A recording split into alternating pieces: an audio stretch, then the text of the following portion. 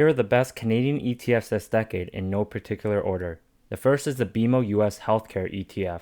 This is a portfolio that invests in US healthcare stocks. Inside, you get a broad range of healthcare companies in different categories such as medical equipment, biotechnology, and pharmaceuticals. There are 59 US companies in the portfolio, and they're nearly close to being equally weighted inside due to price fluctuations, but these weights tend to get rebalanced every quarter. In the world, $7.8 trillion is spent on healthcare every year, and with just the US, $3.6 trillion of it is spent. That makes up 46% of the global total. According to consulting firm Deloitte, they expect US healthcare spending to increase by roughly 5% per year. Some trends pushing the healthcare industry include an aging population around the world, development of medical equipment used by healthcare professionals and patients, gene editing to treat genetic diseases, disease detection, and personalized medicine. As an investment, $10,000 invested this past decade in the ETF would have grown to this amount, and here's the return on investment and annualized growth rate. The iShares Global Water ETF. This is a portfolio of 50 global water companies based in developed markets that are involved in either water utilities and infrastructure and water equipment and materials. Inside, you get a broad range of companies mostly operating in water utilities and industrial machinery.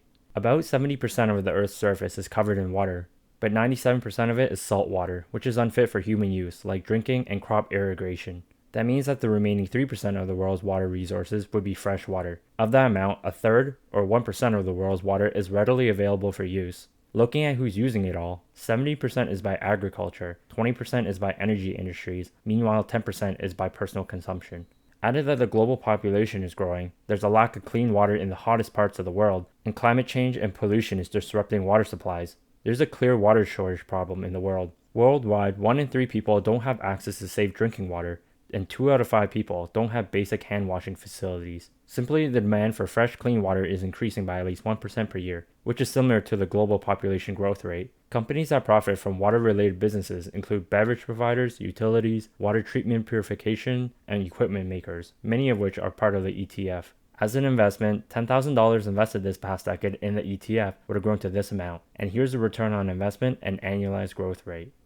BMO Global Infrastructure ETF. This is a portfolio of 47 North American companies, which are mostly involved in telecom infrastructure, energy pipelines, and utilities. Infrastructure investments have some good benefits. They provide essential services to society, have really long operational lives, are defensive during economic downturns, have sustainable contracts with price increases often linked to inflation, and have high barriers of entry against the competition. Specifically with communication infrastructure, increasing data usage from mobile and internet channels and the development of 5G networks will need more investment. According to Global Market Insights, telecom infrastructure is expected to grow by 4% per year. As for gas pipeline infrastructure, Global Newswire expects that there will be 4% growth in spending to refurbish existing pipelines and expand operations. Likewise, for electricity capacity, the International Energy Agency, or IEA, expects that further expansion growth will be at least 2% per year. As an investment, $10,000 invested this past decade in the ETF would have grown to this amount, and here's the return on investment and annualized growth rate. The iShares S&P 500 ETF. This is a portfolio of the 500 largest companies in the US and is often used as one of the best representations of the US stock market. Inside, you get a good diversification of almost every industry. Amongst the top holdings, they're all companies that we can generally recognize as global giants that keep making money, yet no company gets a heavy concentration inside the portfolio. The S&P 500 ETF is often recommended for investors who have a long time horizon. Famous individuals who are recommended include billionaire investor Warren Buffett, economist and author Burton Malkiel, and Vanguard founder and creator of the first ETF, John Bogle. As an investment, $10,000 invested this past decade in the ETF would have grown to this amount, and here's the return on investment and annualized growth rate.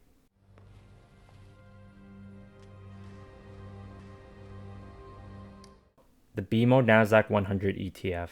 This is a portfolio that comprises of 100 of the largest non-financial companies listed on the Nasdaq Stock Market. I typically think that the names selected are some of the fastest growing among the largest companies in the US. Inside, overall, you get a broad range of companies operating in technology, communications, consumer products and services, and healthcare.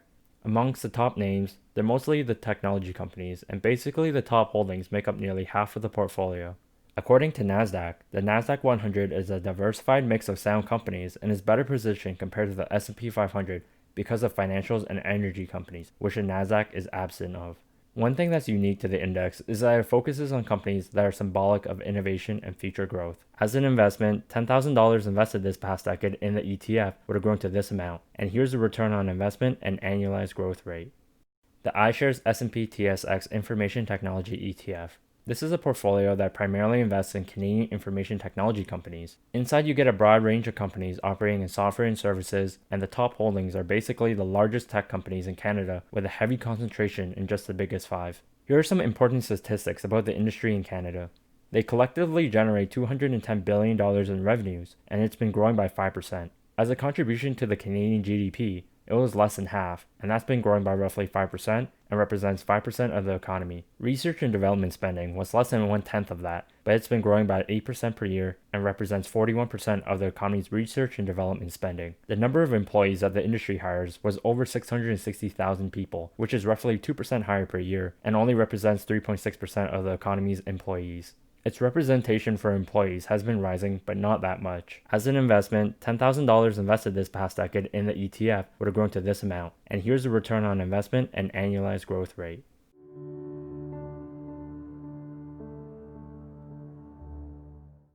The iShares MSCI World ETF. This is a portfolio of large companies invested in developed markets around the world, with more exposure to industries that are underrepresented in Canada. For instance, here's Canada's exposures to industries illustrated by the TSX composite. You'll notice that over half of Canada is just financials, materials, and energy. There are some underrepresented sectors like information technology and healthcare that many investors would prefer to have. Here's a comparison weight to the MSCI World Index. Inside you get the actual sector exposures, and amongst the top holdings, you're invested in the iShares Core S&P 500 ETF, again which is the 500 largest companies in the US, the iShares MSCI EAFE ETF, which is over 900 companies in Europe, Australia, Asia, and the Far East. But interestingly, it's concentrated in Japan and Europe. And then finally, the iShares S&P TSX 60 ETF, which is the largest 60 companies in Canada. As an investment, $10,000 invested this past decade in the ETF would have grown to this amount, and here's the return on investment and annualized growth rate. Securities industry has the highest average salary of any other major industry in New York City. The BMO Dow Jones Industrial Average ETF. This is a portfolio that comprises 30 mega-sized global companies that are all leaders in their respective industries. For example, companies like these, almost everyone should be able to recognize them. Inside, it's well diversified in most of the major industries, and the companies are the largest of their respective fields. As an investment, $10,000 invested this past decade in the ETF would have grown to this amount, and here's the return on investment and annualized growth rate.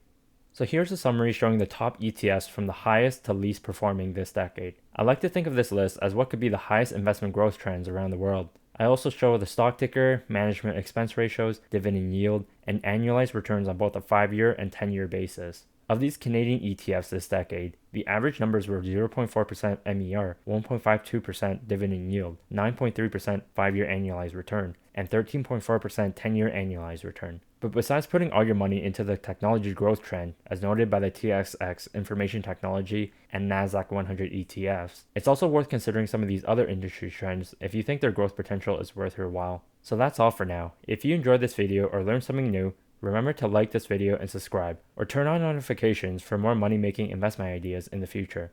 And I'll see you next time.